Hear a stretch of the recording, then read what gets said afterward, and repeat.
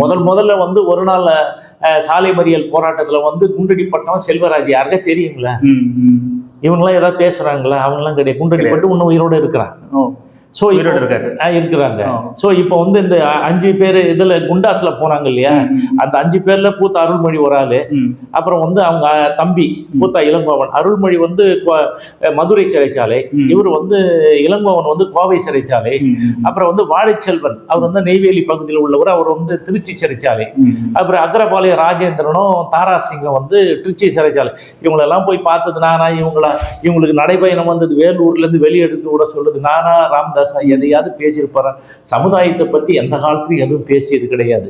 இப்ப நான்லாம் இந்த சௌமியாலாம் சொல்றேன், சௌமியா என்ன சொல்லுது, ஆயிரங்காணி ஆள வந்தார் அந்த தெருவுக்கு. நாங்க தானே கேஸே போட்டிருக்கேன், நான் தானே 11 கிலோமீட்டர் அது இடம் இருக்குது, 2 மரங்களும் இருக்குது.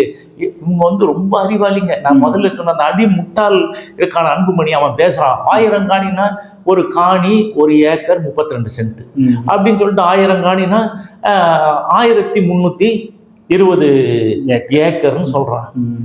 முண்டம் அது வந்து 2228 ஏக்கர். நான் சொல்றேன், என்கிட்ட ஸ்டாட்டிஸ் நான் வழக்கு போட்டிருக்கேன், எனக்கு தெரியும்.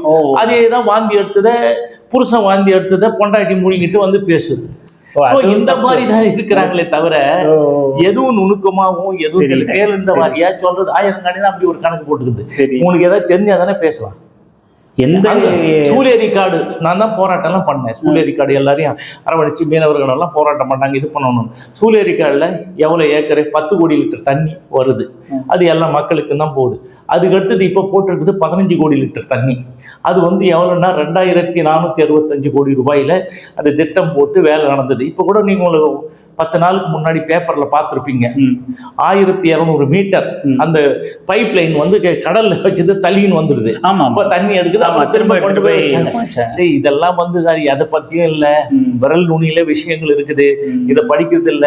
ஆத்திரக்காரனுக்கு புத்தி மட்டும் மாதிரி ஜாதி வரணும் ஜாதி வரணும்னு நீ மட்டும் ஜாதி வரி. நீ என்ன சொன்ன? நீ எப்படி இந்த அன்புமணி என்ன நீ என்ன 2016 தேர்தல் சீஃப் மினிஸ்டர் கேண்டிடேட் என்ன ஜாதி அப்படின்ற இடத்துல கோடு போட்ட, ஜாதியே இல்லைன்னு.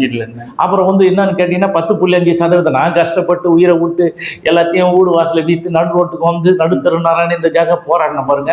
அதே இடத்துல வந்து பச்சை குத்திக்கிறான், அப்படி தூக்கி வச்சுட்டு நைனா நீ இல்லைன்னா அது வந்து அங்கங்க பச்சை தெரியுற மாதிரி அடிக்கடி கையை தூக்கி இல்ல அது மாதிரி சொல்லி ஏமாத்துறீங்க. ராமதாஸ் அதுக்கு மேல அப்படியே 1ன்னா 9 சொல்லிட்டு அப்பனுக்கு புள்ள தப்பாம இது மாதிரி பண்ணி பேசுறீங்க. ஸோ உங்களுக்கும் ஜாதிக்கு சம்பந்தம் இல்லை. என்னன்னா அந்த கட்சி தோத்து போச்சு, ஒன்றும் இல்லாம போகின்ற பொழுது என்ன பண்றீங்க? கேடயத்தை தூக்கி வன்னியர் சங்கம், வன்னியர்கள் ஜாதியை தூக்கி. எப்பெல்லாம் நீங்க தோக்குறீங்களோ அப்பெல்லாம் ஜாதி. நாங்க கூட்டணியே வைக்க மாட்டோம், எந்த கூட்டணிக்கும் போக மாட்டோம். ஊரா போய் மன்னிப்பு கேட்டாங்க அப்பனும் புள்ளியும், இந்த தப்பை இனிமேல்ட்டு பண்ண மாட்டோம் சொன்னாங்களா, சொல்லி கேட்டாங்க. அப்புறம் வந்து என்னாச்சு, ஒரு பேனா வேற குடுத்துட்டாரு. முதல் கையெழுத்து டாஸ்மாக். இவங்க 2 பேரும் குடிகார பசங்க, குடிக்காமலா இருக்கிறாங்க.